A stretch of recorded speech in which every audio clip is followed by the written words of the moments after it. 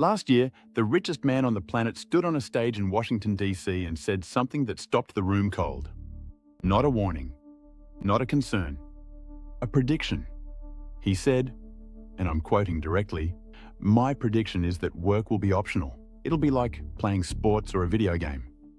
That man was Elon Musk. And the thing he was describing wasn't some distant science fiction fantasy. He put a timeline on it, 10 to 20 years. That means by 2035 at the earliest, 2045 at the latest, your job as you know it could be completely optional, not eliminated. Optional. And that one word, optional, changes everything. Today we're going to break down exactly what Musk said, why some of the world's top economists think he might be right, why others think he's dead wrong, and what a world where work is a hobby actually looks like for the rest of us. Let's get into it. Welcome to Atom Nation HQ, where we break down the biggest ideas in tech and AI in plain English. Hit subscribe if that sounds like your thing. New video every week. First, let's understand exactly what Musk is predicting, because most headlines got it wrong. He's not saying jobs will be destroyed. He's saying jobs will become like vegetable gardening. Here's the exact analogy he used at the US Saudi Investment Forum in November 2025. You can go to the store and just buy some vegetables, or you can grow vegetables in your backyard. It's much harder to grow vegetables in your backyard, but some people still do it because they like growing vegetables. That will be what work is like. Optional. Think about that for a second. Nobody needs to grow their own vegetables anymore. Grocery stores exist. But millions of people still do it, not because they have to, but because they want to. That's Musk's vision for your career. You won't need to work, but you can, if you want, for the satisfaction of it. The engine behind this prediction is two things working together: artificial intelligence handling the thinking, and humanoid robots handling the physical work. Musk has said Optimus, Tesla's humanoid robot, will eventually outnumber human workers. He's claimed 80% of Tesla's future value will come from its robots, not its cars. And he's gone even further. He told the Moonshots podcast that robot surgeons will outnumber human surgeons within this decade. He said AI will help humans live longer, potentially indefinitely. He told NVIDIA CEO Jensen Huang on that same Washington stage that money itself will eventually stop being relevant. In his words, if you go out long enough, assuming continued improvement in AI and robotics, money will stop being relevant. This is not a modest prediction. Now, is he right? Here's where it gets interesting.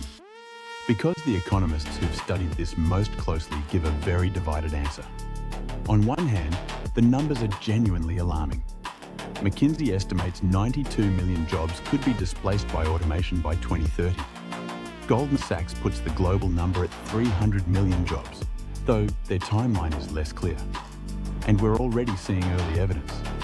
Tech layoffs directly attributed to AI. Entry-level jobs disappearing. Gen Z entering a job market that's fundamentally different from any generation before them. On the other hand, the broader labour market has been surprisingly resilient so far. A Yale Budget Lab report found that since ChatGPT launched in November 2022, the broader labour market has not experienced a discernible disruption from AI automation. Ioana Marinescu, an economist at the University of Pennsylvania, told Fortune that while AI is progressing rapidly, physical robotics are still stubbornly expensive and hard to scale.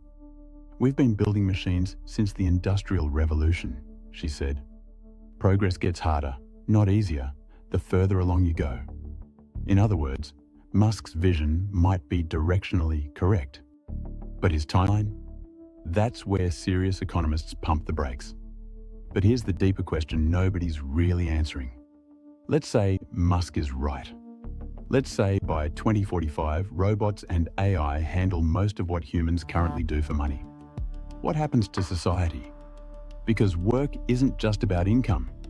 Work is identity, structure, purpose, community, meaning.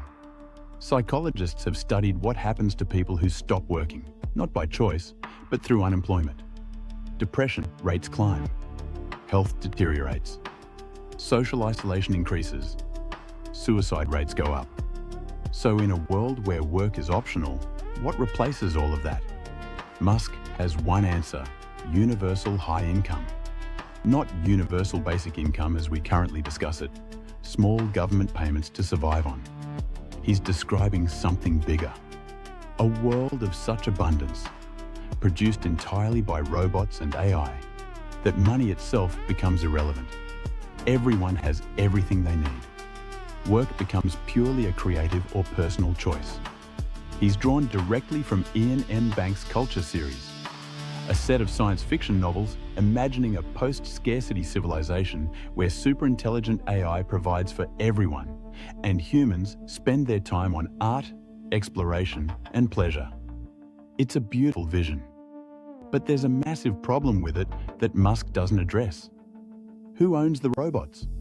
Right now, a report from Apollo Global Management found that the gains from the AI boom have almost entirely gone to the top investors, specifically the handful of tech companies driving AI development.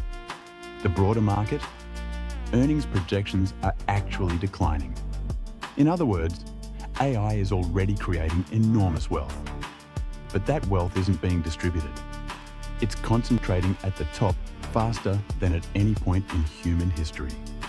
Samuel Solomon, a Labour economist at Temple University, put the real question this way: AI has already created so much wealth and will continue to. But the key question is this going to be inclusive? Will it create inclusive prosperity? Will everyone benefit? That's the question Musk's prediction skips right over. A world of optional work is a utopia if everyone benefits from the robots. It's a dystopia if a handful of billionaires own all the robots, and everyone else just waits for whatever they decide to hand out. Jensen Huang, NVIDIA's CEO, who shared the stage with Musk, had a more measured take. He said everyone's jobs will be different.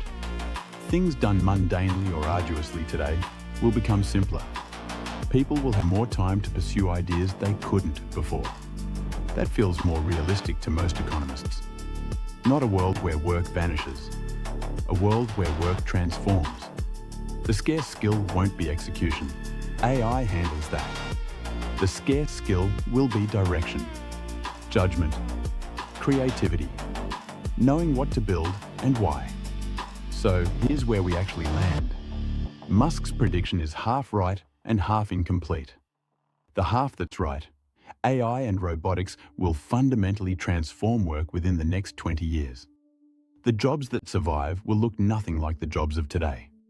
Routine, repetitive, structured work, physical and cognitive, will be largely automated. That is already happening. The half that's incomplete: a world of optional work doesn't automatically become a good world. It depends entirely on how the wealth generated by those robots gets distributed. And right now, the early evidence suggests that distribution is going in the wrong direction. The technology to make work optional may arrive by 2045. Whether the world that comes with it is one worth living in, that's a political question, not a technological one. And nobody, not even Elon Musk, has answered it yet. So here's what I want to know from you. If work became truly optional tomorrow, what would you do? Drop it in the comments.